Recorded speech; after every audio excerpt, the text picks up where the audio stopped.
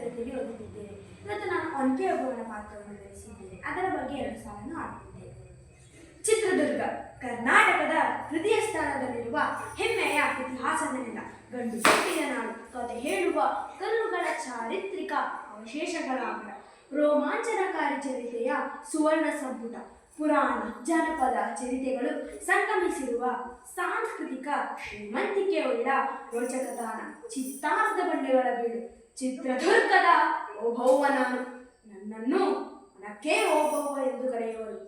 French ದಳಪತಿಗಳು ಫಿರಂಗಿಗಳಿಂದ ಕೋಟೆಯನ್ನು ಚೂರು ಮಾಡುವಂತೆ ಶ್ರೀರಂಗಪಟ್ಟಣದ ಹೈದರನ್ನು ಆದೇಶಿಸಿದಾಗ ಗುಂಡು ನಿಮ್ಮ ಜವಾವಳಿಯಲ್ಲಿ ಹೇರಳವಾಗಿದೆ.